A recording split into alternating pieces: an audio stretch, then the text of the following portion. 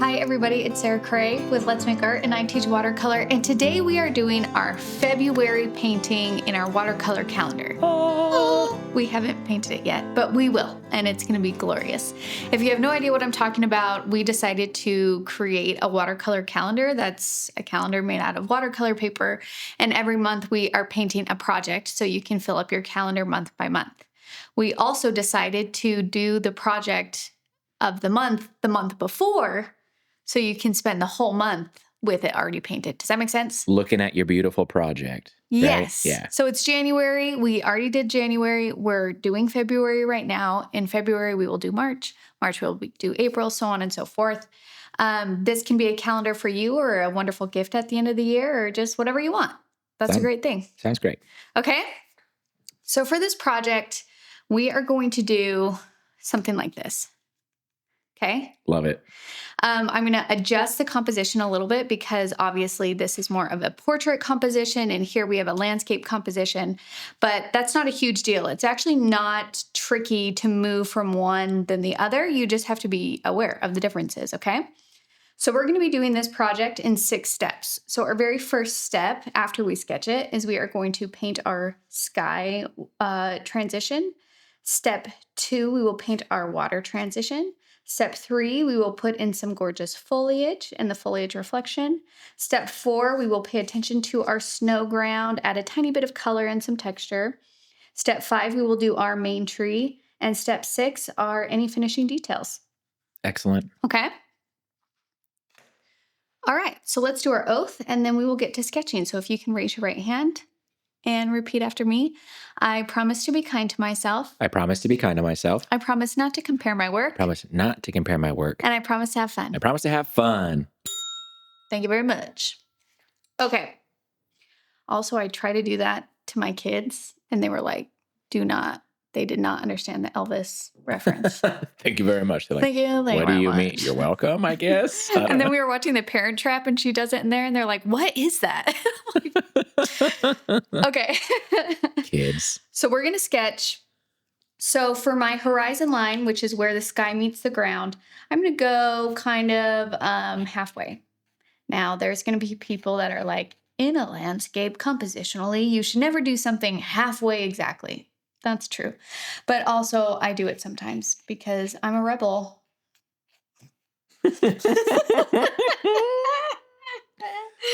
Okay. And I'm going to draw darker than you need to draw so you can see. So there's my horizon line. You see it's not very straight. That's okay.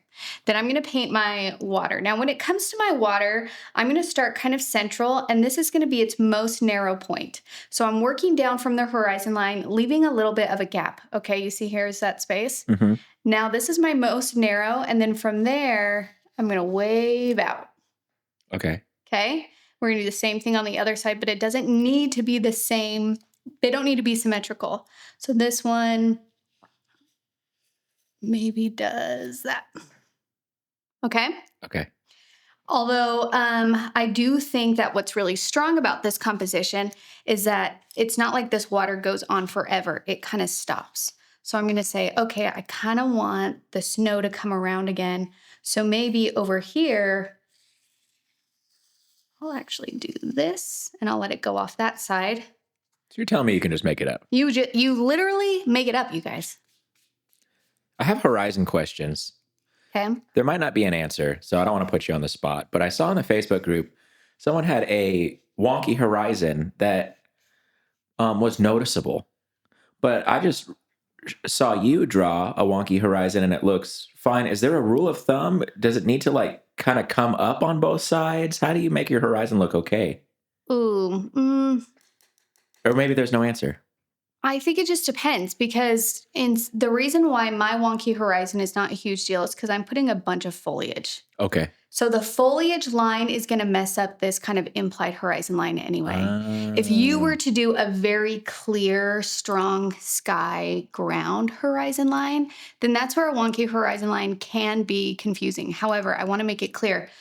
If there's like the ground is not always perfectly flat. So it makes sense for there to be these moments of maybe slight hills or something like that. The only time horizon lines really get wonky is if they're crooked.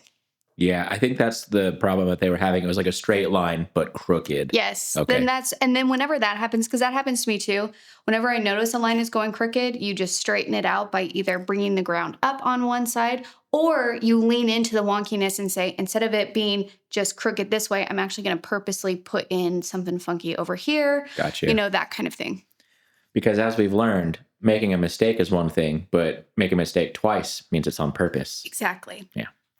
Okay. So now that I've kind of put in my water reflection, I can then decide how I feel about it. For me, I decided to bring that little narrow area up even closer. Okay. So I just kind of erased it, put it back. Whenever you're doing like water lines like this, our brain is going to want to do lines that do this. Mm. Try and have it go as horizontal as possible. So it would be more like, that's going to speak more true to the flatness of the ground, where when we do lines like this, it looks like it's standing straight up, which is not how, because of it's all about our perspectives. Because we're a three-dimensional thing standing up from the ground, we always are going to have foreshortened sense of the water line or the river line or all of that kind of stuff, which is going to make it seem more horizontal than our brain is telling us. Interesting. Okay. Interesting. Now over here, I'm thinking about when I paint this and I paint the sky, I'm going to have this huge chunk of snow, which is not bad, but I think that what is really striking about this painting in general is the color wash of the sky and then that like kind of burnt orange foliage. So if I only leave that much space for that sky, that's not going to be as strong as maybe I want it to be. So I'm going to say, okay, I know that I already drew this, but let's adjust. So we'll go in like that. So now look how much bigger my water area is to really explore that color transition and to put in that foliage. Okay. Now in this one, I have like a little bit of the water kind of coming back over here. What I'm going to do is I'm going to do that hint of water right here, but I'm not going to put that tree. I'm not going to put the tree down here because that's too close to the edge of my paper. Mhm. And that would really kind of, when you do like big elements of a painting way too close to the edge and it's the only thing, it's going to make your painting feel very off balance. Like you don't know it, but when you look at it, you're just going to want to start leaning or something like, oh, something is not right, you know? So instead of putting it here, I'm going to put it up here and I'm going to think about where compositionally it would make sense for put the tree. Honestly, depending on how the foliage blooms and bleeds, I might put it over here or I might put it over here. We're just going to decide as we go and let the painting kind of inform us as we go. Okay? You wouldn't put it in the middle? Just not a Sarah Cray choice? I would not put it directly in the middle. That's where, I mean, like horizon lines, yeah, they can kind of be in the middle sometimes, but like a tree right here, like that's rough. That's like, okay. Okay, now we're going to get to the fun part, which is the painting. So we're going to do a color transition. I'm listing the color and the supplies that we're using in the description, but please know that you can utilize whatever you have. I use Holbein soft tape to tape off my calendar. And I used a clip just to hold this down so I don't have to worry about it kind of flipping up as I paint. Okay? I opened a random Amazon package at our house recently, and it was like 30 rolls of Holbein soft tape, you guys. She loves that stuff. It's my favorite. Okay, so I'm going to start by just using this light blue color. And then you're going to use water and spread out the rest of that blue. Now I'm going to introduce a little bit of Q gold. Okay, and then now I'm actually going to use some Quinacridone rose, Quin rose. I usually use coral. Coral! It's a movement now. People are posting about it in the Facebook. And maybe I'll still use a little bit of coral because I want it to be peachy pink, but I also wanted a hint of like actual pink. You know what I mean? Like coral leans red and it's really easy to get like a good kind of orange from it. But like at the very bottom, I just felt like it needed a little stronger hint of pink. And then I'm just gonna kind of work that back and forth up into my blue a little bit. just like that. Okay, and then while it's wet like this, I'm going to grab some Quin burnt orange. And right here along this horizon line, I'm going to introduce some of this Quin burnt orange. And notice that some areas I'm just doing one tap, some areas I'm doing more than one tap, and that's because I want it to feel uneven. I don't want this bleeding to become just like one even thing. You know what I'm saying? Mm-hmm. Now I am getting a little bit of a hard line on the top, and that's because this paper is not 100% cotton paper. It's not. We're transparent about that. Like, this paper is a cellulose paper, and it actually works a little bit better with liquid watercolors. So I'm just going to do one more thing. I'll probably get another bloom, but I don't shrink away from blooms. Blooms don't scare me. So that's like not a big deal to me. Yeah. Okay, so now we're going to do the same thing on the other side. And sometimes what I like to do, if I'm feeling edgy, is I'll take my foliage brush and then do like one other layer while it's wet right in front.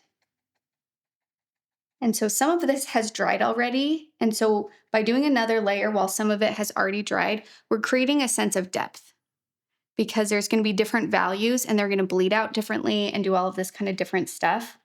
And that's kind of what we want. I'm going to go ahead and save Hadley, our lovely social media responder, some time and effort and go ahead and tell you, if you don't know what a foliage brush is, you can search on this lovely channel. And our glorious leader, Sarah, has a tutorial on how to make one.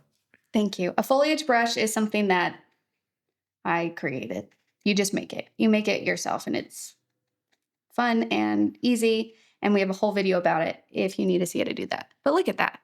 Gorgeous. Okay, now we're going to do essentially the same thing in the water reflection. If you work quickly, then you could do the sky and the water at once and then do the foliage, but I was talking too much, so I broke it up. Okay. Now we're going to flip it. So the pink is going to start here, then it'll go yellow, and then we're going to do a touch of blue at the end of this water here. I think I probably leaned a little bit too much blue into that sky. So for me, I want it to feel a bit more pink. So when I go to do the water, I'm going to do a lot less blue and a lot more pink so I can let that pink really sing in the composition. So we're going to start here. And it's okay if you don't go to the line exactly. Let's grab some. It's still fun for me to watch you do these water type paintings because it does seem unintuitive to make them look like that when you're drawing them, but they do look like that once you get paint on them, you know? What do you mean look like what? The wiggly bank. Yeah, yeah, You know what I mean? Like the horizontal lines of the bank. But no, it looks like it. It does it. Okay, and I'm going to do one more swoop of this pink.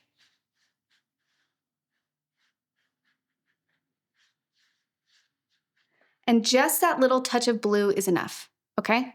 That's good. Now, take some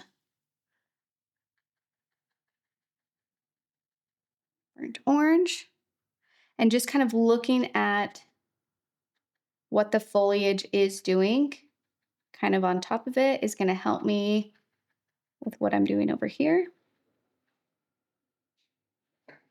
Okay.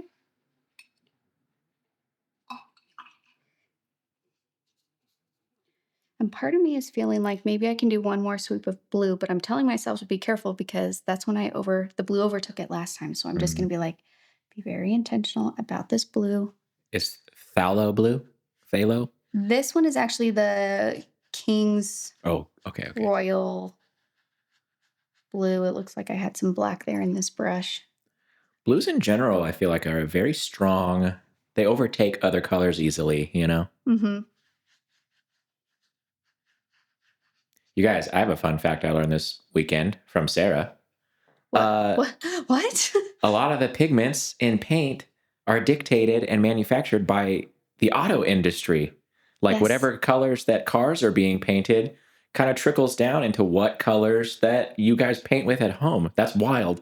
This is what I learned. So we have our rep at Daniel Smith who is so great, and I talked to him about colors and paints, and he tells me what they have going on and all that kind of stuff. Anyways, I was asking about certain pigments, and so he gave me kind of a history of pigments in general, which is um, like there are paint manufacturers, and there are pigment manufacturers, and they are not the same. Hmm. Pigment manufacturers are greatly determined by the automobile industry for colors for their cars. Makes sense. So they basically, when pigments are gone or sold out or you can't get colors, it's because the automobile industry have no longer decided to use those colors within their cars that they're painting.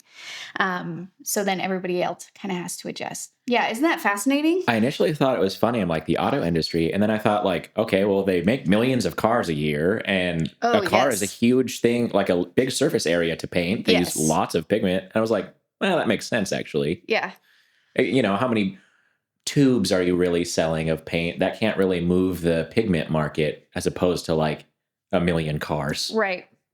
Yeah, it's just fascinating. I'm like, this is all so interesting. The world is so vast. Yeah. You know, it's just like, I had no idea. Now, when it comes to this kind of water reflection, especially when it comes to the edges or, you know, that kind of thing, if you're getting some hard lines or some muddy colors, that's actually okay. Because if you think about water and when it's starting to come up to the surface, especially like in snow or frozen, there is usually a lot of detritus. There is Excellent word. Thank you. There's like rocks or grass, or, you know, maybe it's even shallow and you start to see kind of like the sand or the mud or the something underneath. So if you get a little bit darker values or muddy colors kind of along these edges, that's okay. That's actually kind of what we would see. So I don't want you to get frustrated if you're like, oh no, that's too like muddy. No, it's okay. All right. So that feels really good. I'm going to pay a little bit more attention to my foliage again. I'm going to do another layer using my foliage brush. Now, when I do another layer with my foliage brush, I am not going over exactly what I have already done. Instead, I'm going to be creating different foliage on top that has a different shape to separate it. And then just remember that whatever you do up here, you need to do in the water reflection.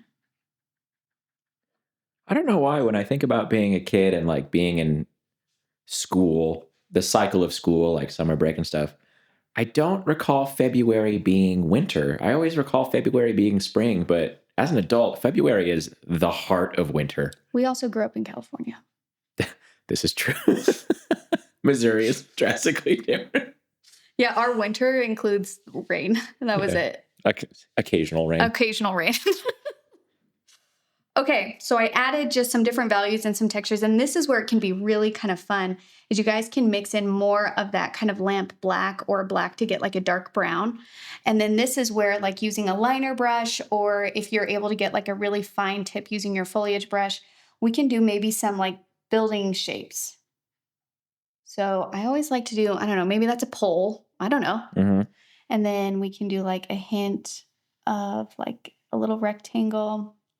And notice that I'm not like trying to fully paint anything out. You know what I mean? Like, this is hints. You're painting the ghost of it. Yeah, you're painting the ghost of it. You're painting the basic skeleton.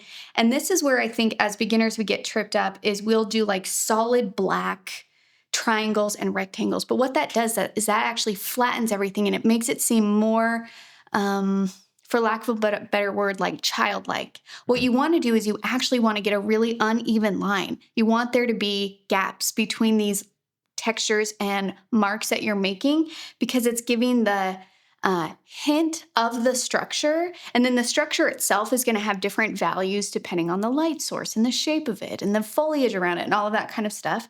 So we don't have to do all of the work of like figuring it out. We can just say, oh, there may be a building right here. Or maybe that's a broken barn. Or maybe that's like a weird something. You know what I mean? Like, you don't have to spell everything out for your viewer. And the suggestion of something in the distance is much stronger than a solid black thing. I think of it like, it just came to me. Tell me if I'm crazy. Okay. I feel like you're making the viewer's brain work a little bit by not filling in the details like that. And that's good. Because like, you don't want pre-chewed up food all the time. You know, sometimes you want that texture. And so like by just giving the ghost of this, you're making the viewer's brain fill in what that building is. Well, really what it is what it's more like the viewer, how do I say this? We're trying to recreate what we would see in nature more than what the viewer would see in nature, which is our eyes are extremely efficient. So when we look out over a landscape, we actually are seeing hints of things. Simultaneously, our brain is telling us, oh, there's a building structure. So that building structure is going to be solid and dark and all of this kind of stuff. But it's a three-dimensional object just like everything else in the scene, which means that there are going to be different values. And the values are really what it is that we're trying to adjust so it feels like it's part of one painting, where your brain is going to tell you, you need to do this barn structure all black, dark, because it's a structure. But what that's going to do is that's going to create such a dark value that is flat, that it will kill any dimension that you're going for. Does that make sense? Mm-hmm.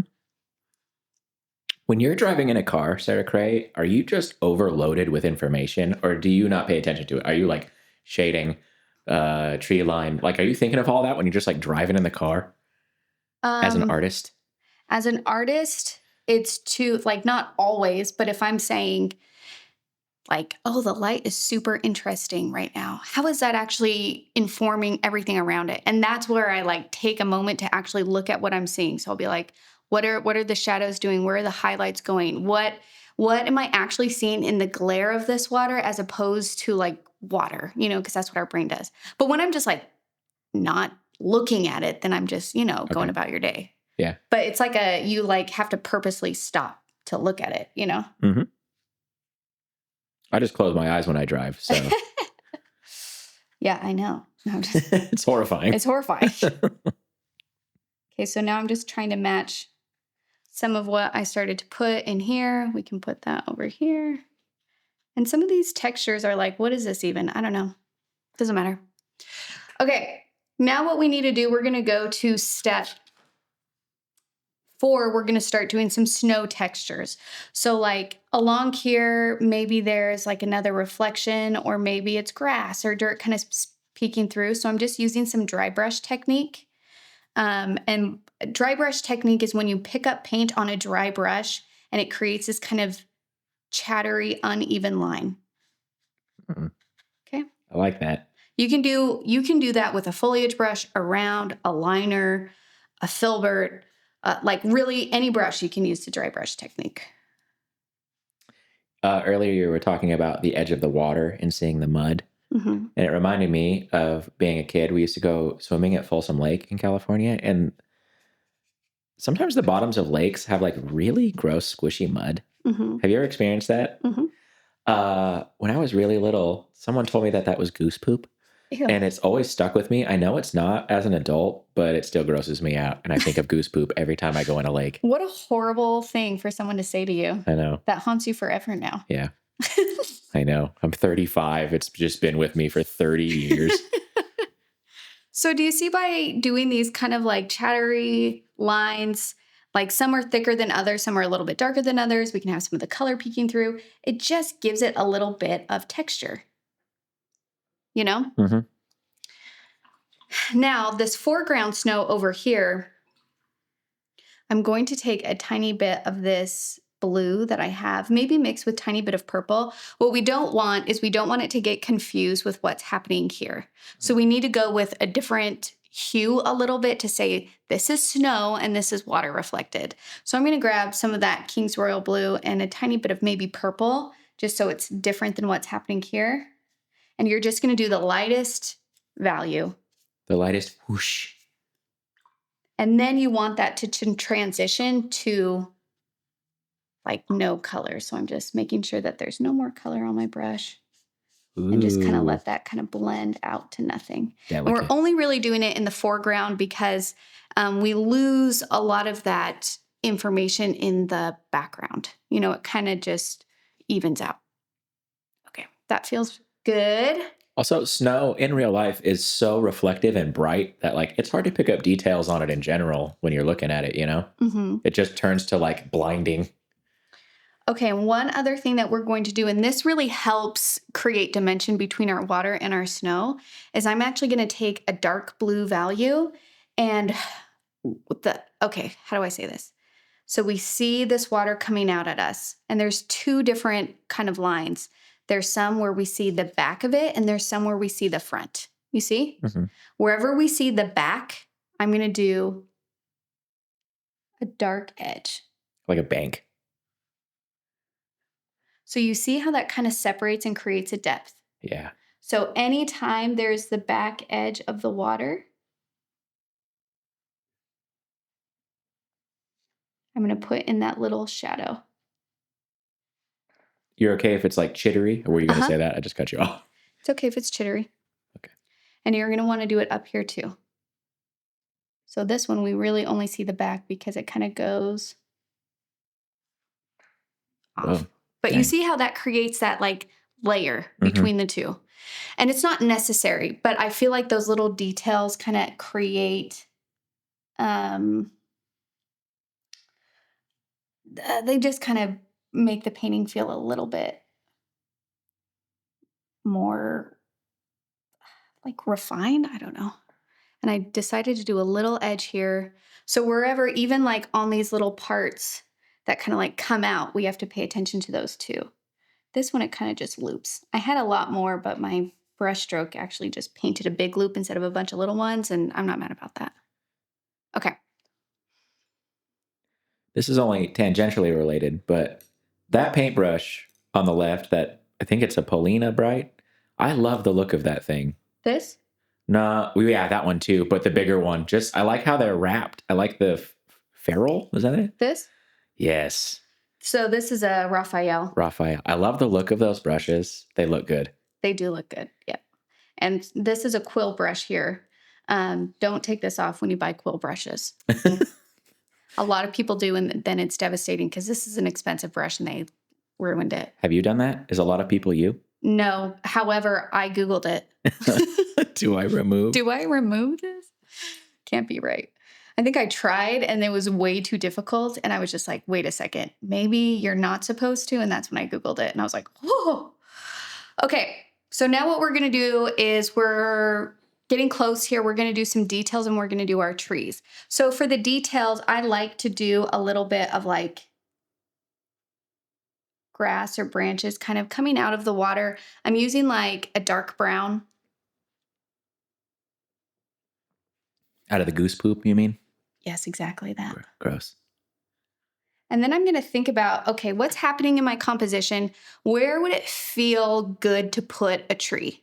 One, you don't have to put a tree because maybe you just like how this feels already. But if I were to put a tree somewhere, where does it make sense? It doesn't make sense to have it start down here. That's way too close to the paper edge and it would feel very uncomfortable.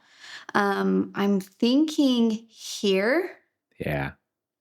Because see how there's like this broken up space right here where a dark value tree would like pop. Sometimes if our foliage is super dark in value and we put a tree over the really dark foliage, because the values are both too close to each other and dark, it will flatten that portion. So wherever you can get like this foreground object to kind of stand out from the background, that's usually where you want to place things, okay? So I'm going to take my liner and I'm going to mix some lamp black with some Quin burnt orange. That's going to create a gorgeous brown. And I might go a little bit thinner with this tree than I did in my reference. This tree is a lot closer to me here, where if I were to put this same tree here, it's going to thin out and be smaller because it's farther away. Mm-hmm.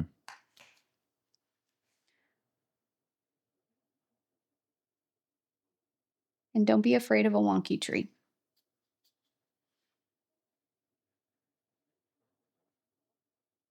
You just want to make sure that your paper is dry when you do this part. And I'm going to make sure that the tree is actually going to go above the foliage. And again, that's going to help separate those two planes. Where's this painting, Lorraine? Where is this painting? Lorraine's Sarah's middle name, by the way. Yeah, where is this? I don't know. Do you have a story to tell about this painting? I've never been to Iowa, but I think it's Iowa. Okay. Yeah, I can see that. Now, this is where it gets tricky when you're doing trees. Is your main branches, we've established its thickness and its value. Now, any of these smaller branches that we go off of from these main branches need to be lighter value and need to be thinner. Okay. So now I added water to my paintbrush. I'm going to even lighten it more. There we go. And so then the branches that are like the smallest one kind of going off should be so thin, like barely there. That maybe even still be too thick and dark. So, and whenever it's too thick and dark, I don't go like, oh no, I ruined my painting. I just think, okay, I need to lighten it and I need to go lighter or thinner.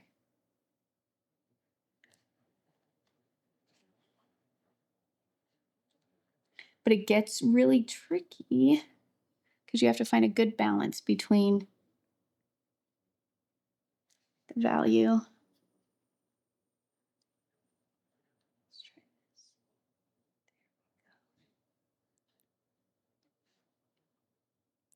For Christmas, my brother-in-law got me a bird feeder with a camera on it.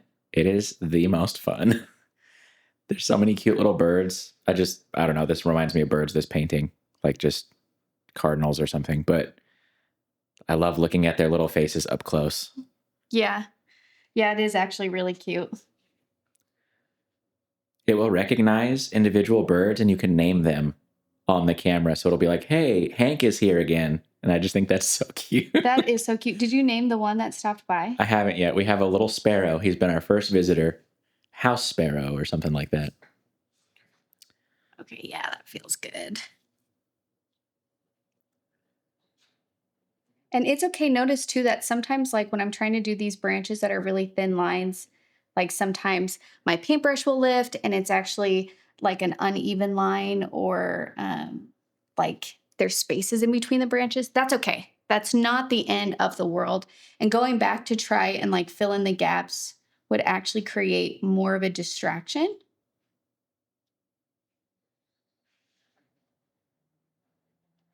Okay.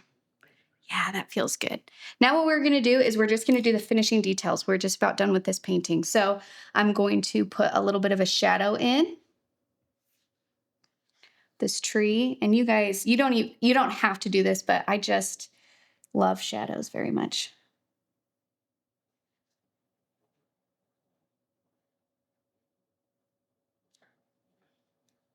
Okay, and then let's do some like stronger branches or grass kind of coming out here in this area. Because maybe like another like start of a tree froze down there or something. Here we can actually be playful because this is closer. So maybe we have another.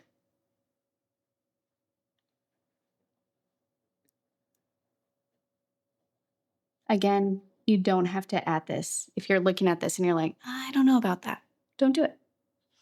And then if you want to do a little bit of grass kind of in the snow as well.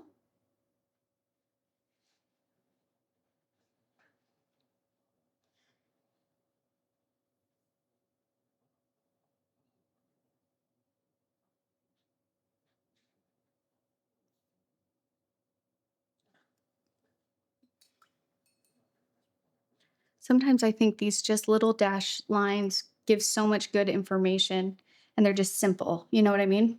Yeah. And if you guys want to add, like kind of follow that kind of shadow line.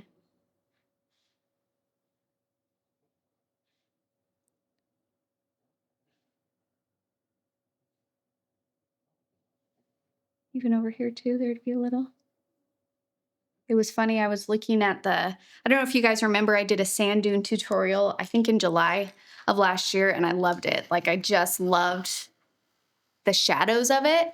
And then I was driving home the other day and I saw the sand banks along with like fence posts and these grasses poking out. And I was just like, oh my gosh, that looks exactly like a sand dune. Like I can probably use the same exact technique and just switch up the colors a little bit. And we have like this gorgeous sand dune.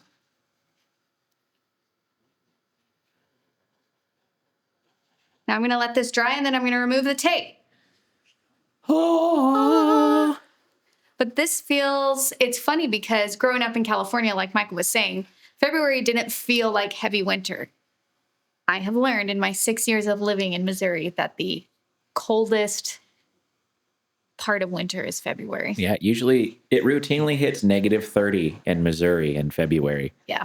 Which is something I didn't think happened in the continental United States. We're not even in an extreme area. You know what I mean? Like, Yeah. it's Missouri. Yeah. No, it's -30 here. Fahrenheit for all you non-American people. And I just want to do like one more.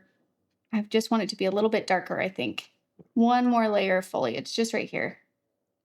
I'm just on the temperature scale right now. Did you know that -42 is the same in Fahrenheit and Celsius? I did not know that. Yeah, they line up there. Okay.